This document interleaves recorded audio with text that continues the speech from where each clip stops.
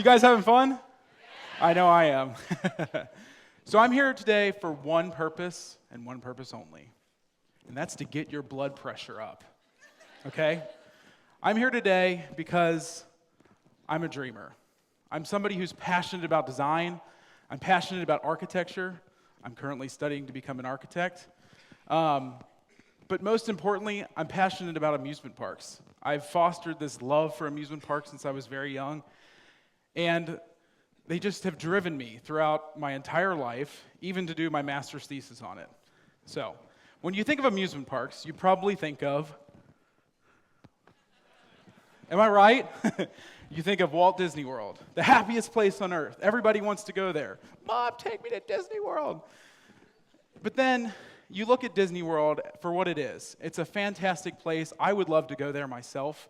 I'd love to travel there. I'd love to enjoy myself on vacation. But it's a destination.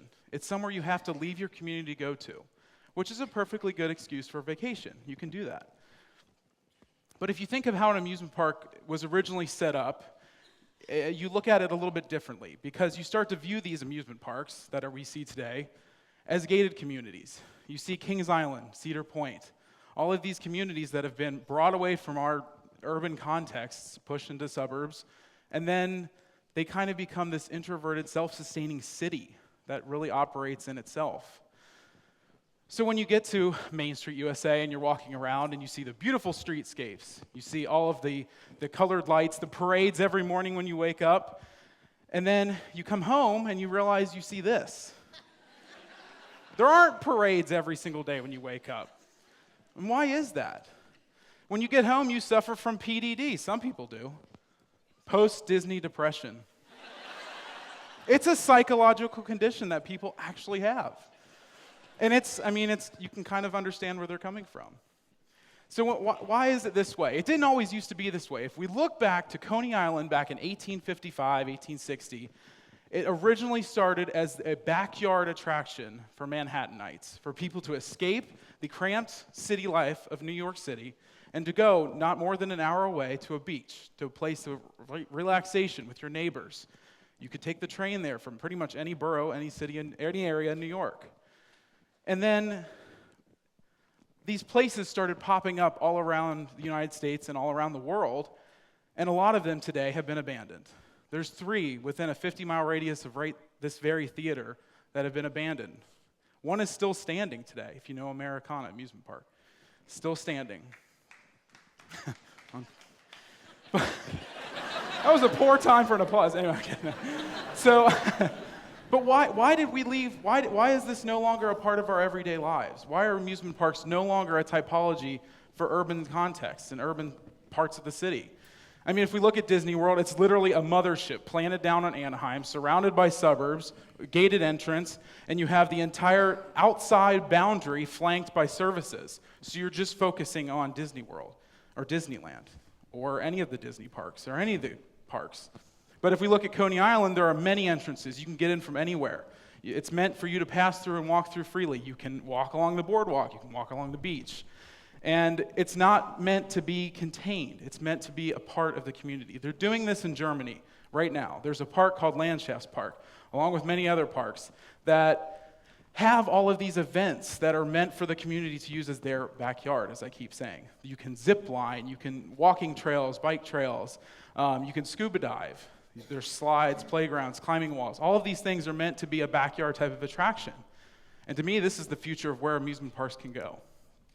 We already have everything we need. Everybody already loves amusement parks. They want to go there. They'll pay upwards of $200 to get in. Just to walk into the park, they'll pay for that. So we have all of this drive. We have people wanting to do this all of the time. So let's take it to the next level. We have a basis for good urban parks. Right here in Dayton, Riverscape is a great example of a place where there is activity, where there's people coming in and out at all times, but it's not always permanently active because there's not like a permanent program that's occurring there. But we have this interest and we have this backyard already. So suppose we take the excitement of an amusement park, we take the energy, the life, and bring it back into the city and use our own parks and our own background or our own backyard as a place of leisure. What do we get? Something a little harebrained, something a little crazy, perhaps. But usually harebrained and crazy ideas are the things that fuel our society anyway. For my thesis investigation at Miami, I focused on why this needs to happen in Dayton. There's been a disbursement of most urban cores and most urban centers in America. So this time, why don't we actually focus on the city and put something similar to this in our downtown area? Why don't we use the parks that we have? Why don't we focus on the Great Miami River? So for one of the design ideas I had is why not put a roller coaster and stretch it throughout the city, stretch it throughout this context, and use it as a form of public transportation. I mean, wouldn't you? I can guarantee a lot more people would take that to work every day. Guilty. Why don't we have parks, shops, instead of being cotton candy dealers and souvenir shops, why don't we have them be bookstores, cafes, restaurants, local beer? We just talked about that. Let's have all of these places happen inside of this amusement park, which is no longer bounded by an external area in the city. Let's have Ferris wheels that are actually happening downtown in areas. That's popping up everywhere, so we can keep pushing that to the next level. We could have these areas where rides sweep over the natural landscape and are no longer, once again, subjected to being pushed outside of the city. But most importantly, this is not gated. We are no longer a gated community. If you look at the context of Japan, Japan is a country that's kind of already doing this. They're already starting to use this framework because of the reduced landmass. They're forced to kind of bring these amusement parks into their city and make people use them in their city. So they're putting free fall rides off of office towers. They're putting roller coasters that go through malls, through buildings. All these things are happening in the city, but it's mainly because of their reduced landmass. So what if we take a fantastic, crazy idea? I said at the beginning I was a dreamer.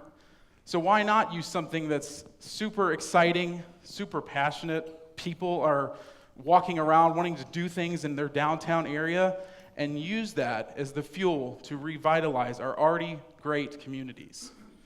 Why not use that today?